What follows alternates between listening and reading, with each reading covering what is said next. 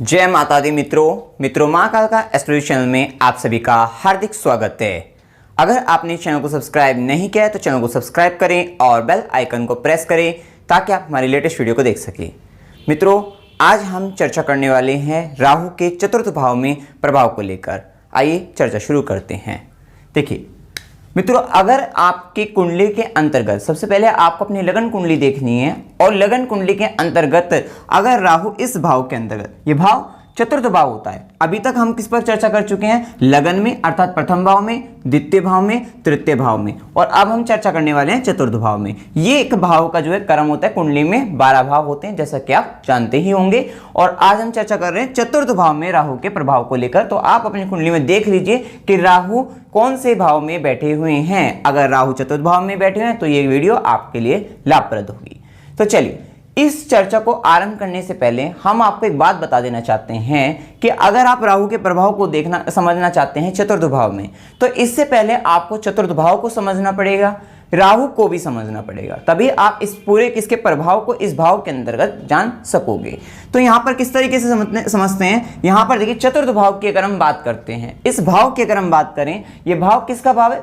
सुखों का भाव है। सुख कौन से सुख की अगर हम बात करते हैं? सुख यहां पे भौतिक सुख भी आएंगे और कहीं ना कहीं आध्यात्मिक सुख को भी हम इसमें जोड़ेंगे। वैसे विशेषकर अगर हम बात करें, विशेषतः अगर हम बात करते हैं तो यहाँ पे जो सुख हैं वो भौतिक सुख हैं। अर्थात कौन से सुख? भूमि का सुख, भवन का सुख, वाहन का सुख, लग्जरी की अगर हम बात करते हैं, आपके कंफर्ट, आपके आराम देने वाले उन चीजों की बात करते हैं जो आपको आराम दे सकते हैं, आपको लाभ पहुंचा सकते हैं, जिनको पाकर आप सुख का एहसास करते हैं। हो सकता है आज के जमाने के हिसाब से, जैसे ये तो है ही भूमि, भवन, वाहन की अगर हम बात करें, अब अगर इलेक्ट्रॉनिक गैजेट्स की बात अगर हम करते हैं, मोबाइल की भी बात करते हैं, तो वो भी आपको सुख देने वाली चीज है। तो बहुत सारी ऐसी चीजें जो आपको जो है मतलब आनंद देने वाली, सुख देने वाली चीजें होती हैं, उनका विचार हम चतुर्थ भाव से करते हैं। चतुर्थ भाव से आपके मन का विचार होता है, आपकी माता का विचार होता है। किस भाव से? इसी भाव से आपके मन का विचार होता है। आपका मन है चतुर्थ भाव, आपकी माता की अगर हम बात करते हैं तो उसका भी विचार जो है चतुर्थ भाव से होता है। हार्ट, हृदय की अगर हम बात करते हैं, शारीरिक अंगों में हृदय की अगर हम बात करते हैं, और अगर हम चेस्ट की, ब्रेस्ट की अगर हम बात करते हैं, तो उनका विचार भी चतुर्थ भाव से होता है। तो ये तो हमने समझ लिया चतुर्थ भाव को, लगभग इस तरह से इसका विचार, अर्थात सुखों की अगर हम बात करते हैं तो इसका विचार चतुर्थ भाव से होने वाला है। फिर हम बात करते हैं राहु की। देखिए राहु आप सभी जानते हैं राहु क्या है? राहु डिजायर्स है, राहु इच्छा है, राहु जो है माया का वो जाल है जो व्यक्ति को भ्रमित कर सकता है। राहु धोखा दे सकता है, झूठ बोल सकता है, चीट कर सकता है, क्योंकि राहु एक राक्षस है। कहीं ना कहीं तामसिक गुणों से परिपूर्ण ये राहु होता है। और भी इसी तरीके से आप राहु को जो है समझ सकते हैं। अब देखिए, जब इस राहु का संबंध चतुर्थ भाव से होता है, और राहु को हमने बताया था पूर्व भाव की इच्छा,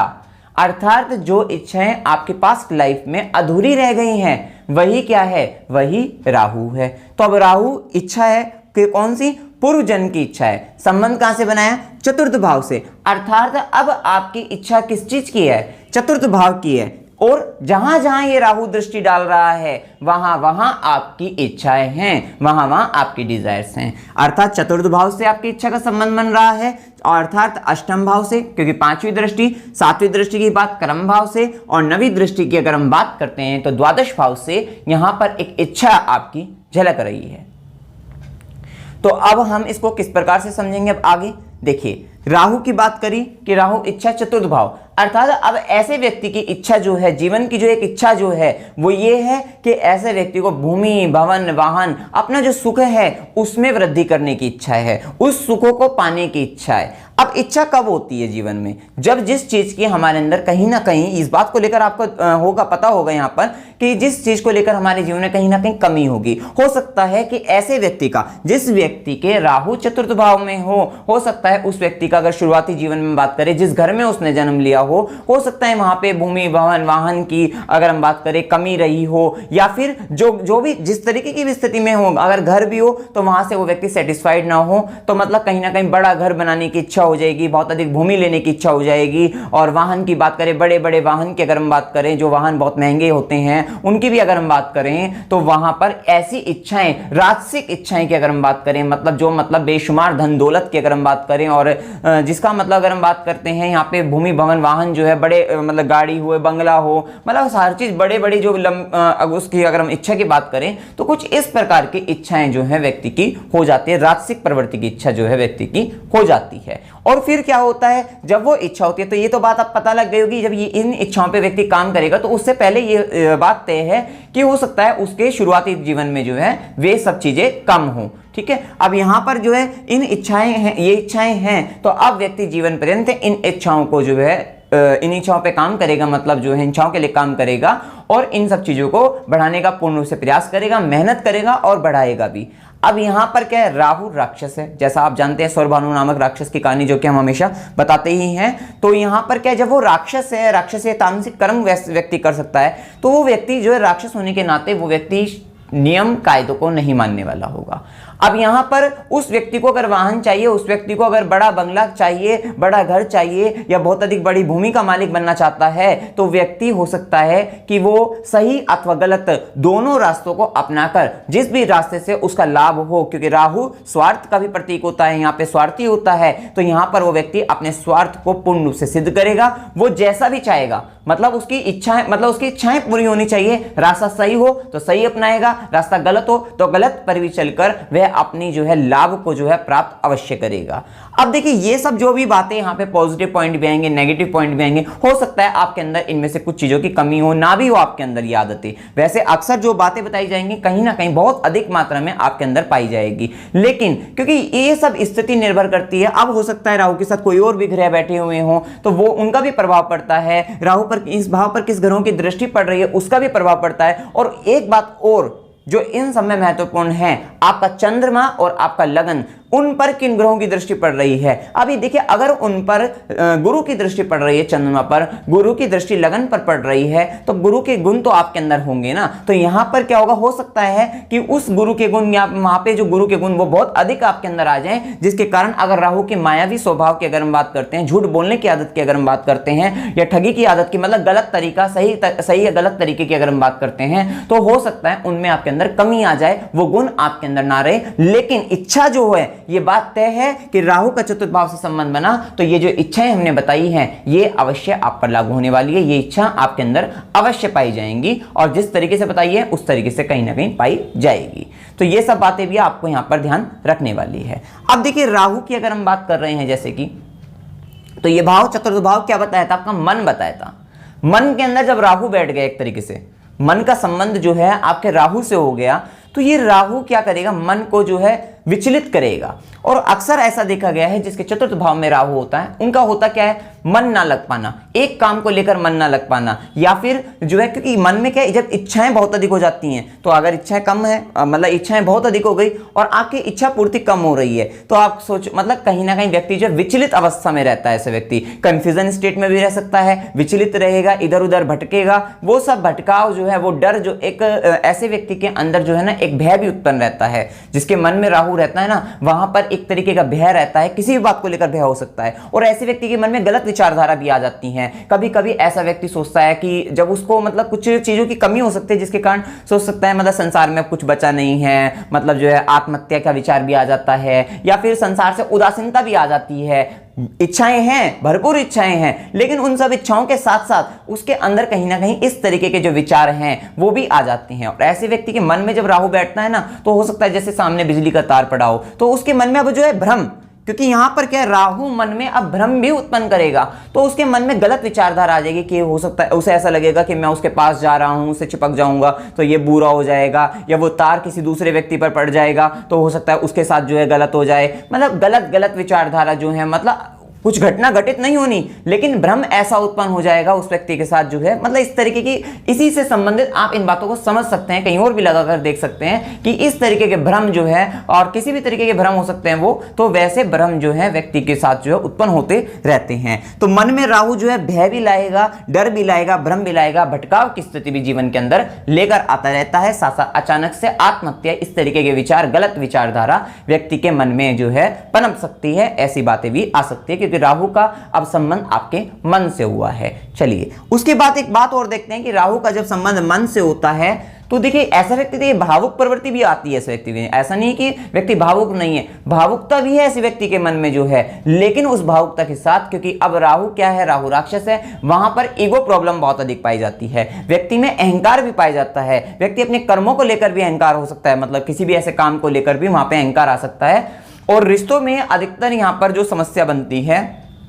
वो व्यक्ति के अहंकार को लेकर बहुत अधिक बन जाती है। तो ये बात भी तय है कि राहु का संबंध जब चतुर्थ भाव से बनता है तो वहां पर व्यक्ति के मन में अहंकार की स्थिति भी पनप जाती है, बनती है। अब यहां पर एक बात और हम बताते हैं आपको जो है, तो ये बात तो तय हो गई कि भूमि, भवन, वाहन, भौतिक सुखों की जो चाह है व्यक्ति के जीवन में आती है। अब देखिए राहु का संबंध चतुर्थ भाव से बना है, चतुर्थ भाव को हमने क्या बताया, माता से भी जोड़ा है, माता का भाव होता है। अब होता क्या है यहाँ पे कि माता का संबंध राहु से बना है, तो इसका मतलब ये भी तय हो गया कि अभी आपके मन में तो भौतिकता थी, आपकी जो माता है वो भी भौतिकता वाली है, उनके मन में भी कहीं ना कहीं मैटेरियलिस्टिक, मतलब जो भौतिक सुखों की जो चाह जो है, बड़ा घर हो, बड़ी गाड़ी हो, मतलब बहुत अधिक धन हो, मतलब इन सब चीजों की चाह भी उनमें भी पाई जाएगी, आपकी माता के अंदर भी पाई जाती है। साथ ही इनमें यहाँ पर एक बात और देखिए कि ऐसी व्यक्ति जो होते हैं जिनके चतुर्थ भाव में राहु होता है, तो वहां पर क्या होता है, ऐसी व्यक्ति की माता जो होती है उनको जो होती है आपसे, मतलब जिनके चतुर्थ भाव में राहु है उनसे जो है बहुत आशाएं होती है, कि जिसके चतुर्थ भाव में राहु है उनकी माता सोचती होगी अगर मेरा बेटा है अथवा बेटी है तो मतलब उनसे जो एक्सपेक्टेशंस जो रहती हैं बहुत अधिक रहती हैं कि ये करेगा, बड़ा करेगा, कुछ ये करेगा, मतलब कहीं ना कहीं एक्सपेक्टेशन, चाहे किसी भी बात को लेकर हो सकती है, मतलब उनसे आशाएं रहती है, हो सकता है वो किसी भी बात को लेकर हो सकती है आशाएं, मतलब यहाँ पर उनकी आशाएं ज्यादा रहती हैं। एक बात और, राहु को हमने क्या बताया, राहु को हमने बताया डिजायर्स बताई है, इच्छाएं बताई हैं, और वो भी अब क्या है, चतुर्थ भाव से इच्छा बताई थी। तो यहां पर क्या हो गया, एक बात और देखिए कि भाव माता को भी जोड़ रहा है, तो कहीं ना कहीं माता को लेकर भी व्यक्ति की इच्छा रहती है, माता के सुख को लेकर व्यक्ति की इच्छा रहती है। तो यहां पर हो सकता है, यहां पर दो बातें बनती हैं कि माता को सुख को लेकर इच्छा जब रहती है तो हो सकता है माता हो, मतलब माता का सुख हो तो उसके मतलब उनके साथ ज्यादा अटैचमेंट जिसे कहते हैं वो हो सकता है, या फिर अब जब इच्छा है तो हो सकता है क्या पता मतलब माता की स्थिति सही ना हो, अगर हम बात करते हैं मतलब उनकी स्वास्थ्य की स्थिति सही ना हो तो उनकी इच्छाएं उसको उन सब चीज़ों को लेकर भी रहती है कि माता के सुखों में वृद्धि हो, मतलब कहीं ना कहीं माता के सुख अच्छे से मिल सके, तो उन सब चीज़ों की भी इच्छा जो है व्यक्ति की बनी रहती है। अब देखिए आगे अगर हम बात करते हैं तो देखिए अगर हम बात करें कि ये जो राहु है, क्योंकि चतुर्थ भाव का संबंध राहु से बना है, माता से भी बना है, तो यहाँ पे अक्सर एक बात देखा गया है कि जो वाइफ, अगर हम बात करते हैं मेल की में, अगर हम बात करते हैं आपके में, अगर आप पुरुष हो तो हो सकता है कि अगर आपके में कुंडली में राहु का संबंध बना है तो यहाँ पे मतलब हस्बैंड और वाइफ की अगर हम बात करते हैं आपस में जो है, तो वहां पर क्या होगा, क्योंकि वो जो अगर मेल है तो मेल की अगर हम बात करते हैं तो उसका अपनी मदर से जो है, क्योंकि अटैचमेंट के कारण जो है, तो वहां पे हस्बैंड वाइफ के बीच में जो है कुछ आर्ग्यूमेंट्स जो है होते रहते हैं, मतभेद की स्थिति बन जाती है, मतलब वैवाहिक जीवन में जो मतलब उनके हस्बैंड और वाइफ के बीच में जो कष्ट की स्थिति बनती है वो मदर को लेकर भी बन जाती है। क्यों बन जाती है, क्योंकि देखिए अगर हम बात करते हैं आपकी कुंडली में राहु अगर चतुर्थ भाव में, तो आपका झुकाव जो होगा वो अपनी माता की तरफ होगा, आप अपनी माता की कही में रहोगे, माता की सुनते रहोगे, सुनोगे, तो हो सकता है जो कि अगर आप मेल है तो आपकी मतलब जो अगर हम बात करते हैं वाइफ जो है उसको ना पसंद हो, या फीमेल है तो आपके हस्बैंड को ये सब बातें पसंद ना हो, या फिर उनके कारण कहीं ना कहीं मैरिड लाइफ में प्रॉब्लम आ जाए, मतलब कहीं ना कहीं इस चीज के कारण भी स्थिति थोड़ी अच्छी नहीं रहती है, यहाँ पे समस्या बन जाती है इन बातों को भी लेकर। तो यहाँ पे इंग्लिश में एक बात भी कहते हैं कि ऐसे व्यक्ति को ममाज बॉय या ममाज गर्ल भी कहते हैं, जो मतलब कहीं ना कहीं मम्मी के कहे में रह चलते हैं, तो ऐसी स्थिति भी व्यक्ति के साथ बन जाती है। तो इस बात का आप थोड़ा विचार कर सकते हैं। अब देखिए राहु जब चतुर्थ भाव में होते हैं तो माता के प्रति तो झुकाव व्यक्ति का है ही, और माता को लेकर जो है सुख की इच्छा जो है वो भी व्यक्ति की है, और ऐसे व्यक्ति के हो सकता है बहुत सारे काम जो है माता के सहयोग से भी होते हैं, और कहीं ना कहीं पिता की अनुपस्थिति अथवा पिता के साथ जो है जिम्मेदार, मतलब हो सकता है कि पिता की कहीं ना कहीं जिम्मेदारियों में आपके प्रति जो जिम्मेदारी है उनमें कमी भी हो, ऐसा भी हो सकता है, या पिता के साथ थोड़े मतभेद की स्थिति भी जो है, आर्गुमेंटेशन जो है हो सकता है, ये भी यहाँ पर बनता है, क्योंकि राहु की दृष्टि भी जो है यहाँ पे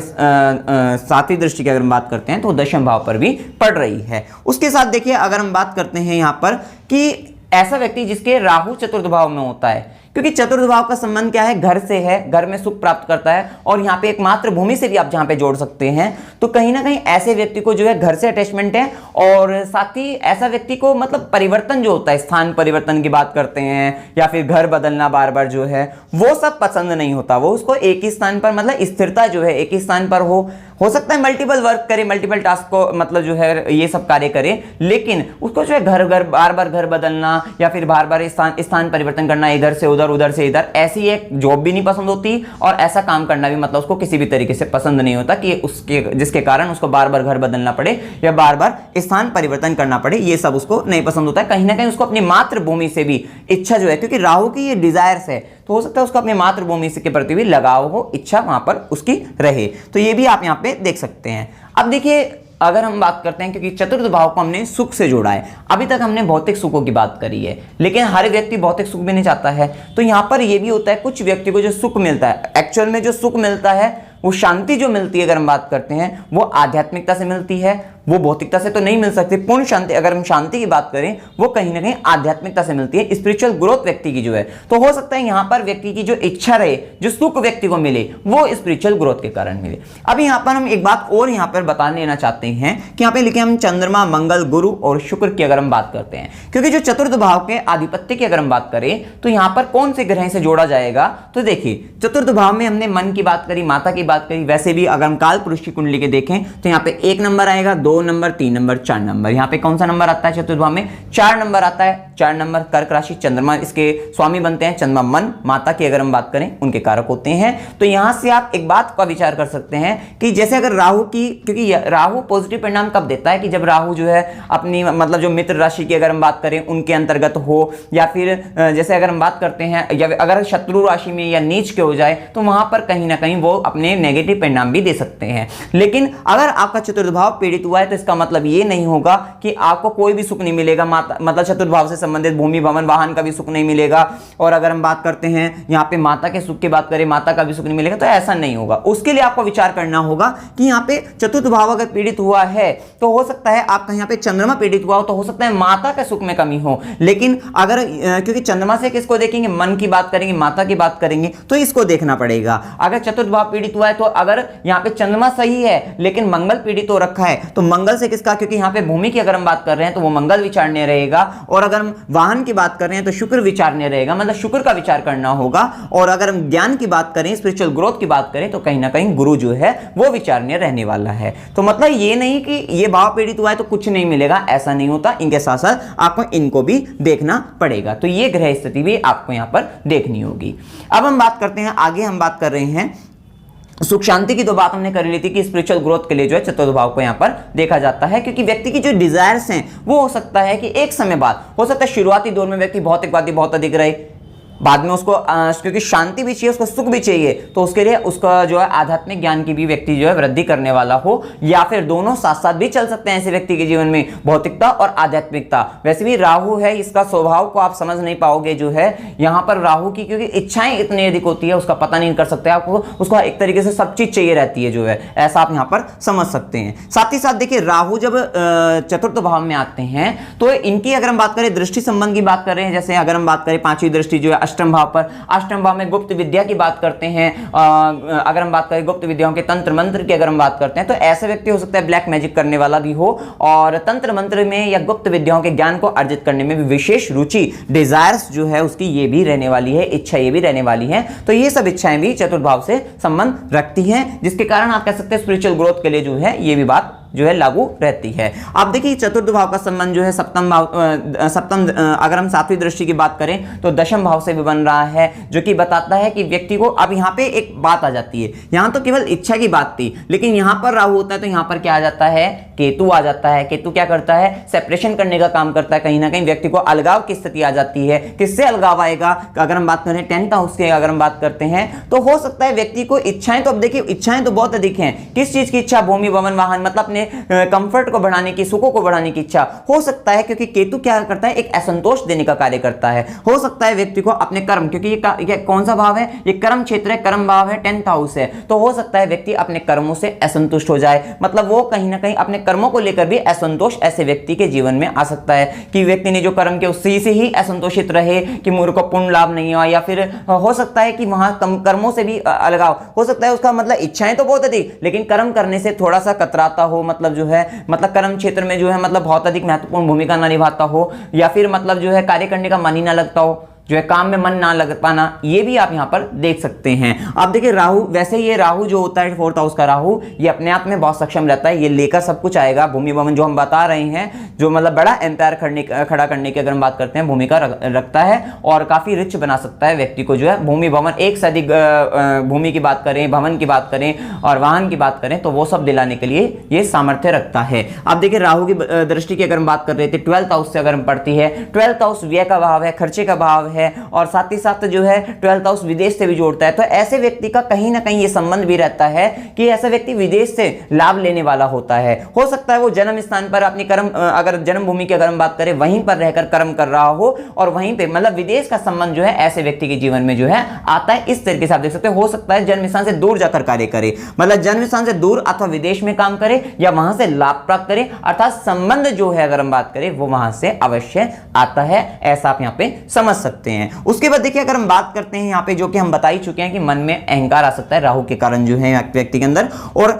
भावुक भी रहेगा, और इगोइस्टिक के कारण जो है, हाईली ईगो के कारण जो है, क्योंकि ऐसा व्यक्ति राहु क्या होगा, झुकेगा नहीं, मतलब ज्यादा अगर हम बात करते हैं यहाँ पर कि अगर उसको कोई चीज प्राप्त करनी है तो वो नियम कायदों से भी हटकर कार्य कर सकता है, और झुकना पसंद ना करके छीनना पसंद करेगा, ऐसा आप यहाँ पर समझ सकते हैं। तो ये सारी स्थिति के कारण भी, और रिश्तों में भी जो है व्यक्ति ज्यादा मतलब जो है सुनने वाला नहीं रहेगा, ऐसा भी आप समझ सकते हैं। मतलब कहीं ना कहीं ईगो जो है उसका हर्ट होता रहता है, जिसके कारण रिश्तों में जो है दरारें आ सकती हैं, ब्रेकअप हो सकता है, मतभेद की स्थिति हो सकती है। इन सब बातों को थोड़ा आपको जो है, केवल एक बात हमने जो कह दी है उसी को मत मान लेना। अगर आप ज्योतिष में बहुत अधिक इंटरेस्ट रखते हैं तो फिर जो ये बातें बताई हैं उनको चार्ट, अलग अलग चार्ट्स पर लगाकर देखिए, फिर समझिए, क्योंकि यहाँ पे राहु की केवल एक स्थिति बताई गई है जो है। अभी यहाँ पर जो है कौन सी राशि के अंतर्गत ये बैठा हुआ है, कौन सा लगन है, और आपके चंद्रमा जो चंद्रमा और लगन बहुत अधिक महत्वपूर्ण भूमिका निभाते हैं, उन पर पड़ने वाली दृष्टि जो है, किस प्रकार से ग्रहों की दृष्टि पड़ रही है, इस भाव पर कौन कौन से और ग्रहों की दृष्टि पड़ रही है, वो भी महत्वपूर्ण भूमिका जो है निभाते हैं। तो उन सब का भी विचार आपको करना चाहिए। साथ ही साथ देखिए अगर हम बात करते हैं कि जो है पूर्व जन्म की अगर हम बात करते हैं तो यहां पर देखिए राहु जो है,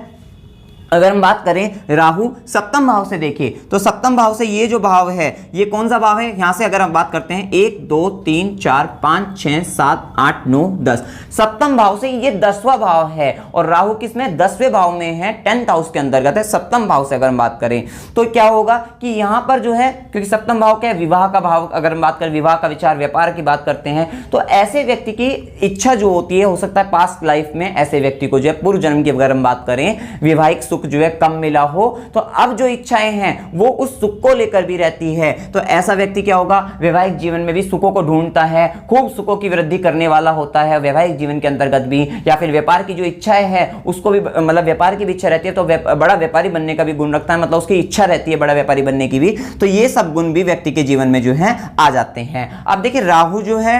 मतलब जैसे अगर हम बात करें, ये सब गुण तो आए कि वैवाहिक जीवन में सुख भी ढूंढेगा, व्यापार की भी इच्छा है, व्यापार का भी सुख देख रहा है, लेकिन राहु जैसा व्यक्ति जो होता है, मतलब राहु की जो इच्छाएं होती हैं वो कितने भी पूरी क्यों ना हो जाए, लेकिन वो फिर भी क्या रहेगा, अनसेटिस्फाइड रहेगा उन सब चीजों से। अगर हम बात करें कि यहाँ पे वैवाहिक सुख कितना भी मिल जाए लेकिन उसके बाद भी उसको संतोष प्राप्त नहीं होगा, ऐसा आप समझ सकते हैं। फिर वही बात आ जाएगी, जब संतोष प्राप्त नहीं होगा फिर मन में भटकाव की स्थिति होगी, फिर मन विचलित होगा। ये सब स्थिति राहु से प्रभावित व्यक्ति, जैसे भी राहु का यहाँ पे प्रभाव है, इनसे प्रभावित व्यक्ति पर जो है ये सब स्थितियां जो है लागू हो जाती है, ये सब प्रभाव पड़ता है। एक बात और मैं आपको बता देता हूं कि जब राहु का संबंध चतुर्थ भाव से बनता है, जैसे कि हमने बताया यहाँ पे हार्ट की अगर हम बात करते हैं, चेस्ट या ब्रेस्ट की बात अगर हम करते हैं, तो ऐसे अगर हम बात करते हैं, अगर हम बात करें मेल या फीमेल की बात करें, उनका जो अट्रैक्शन रहता है, अगर अपोजिट सेक्स की अगर हम बात करते हैं तो उनके चेस्ट या ब्रेस्ट की तरफ जो है ज्यादा वे जल्दी से अट्रैक्ट हो जाते हैं उनकी तरफ जो है, ये एक पॉइंट भी होता है। साथ ही साथ राहु चतुर्थ भाव के अंतर्गत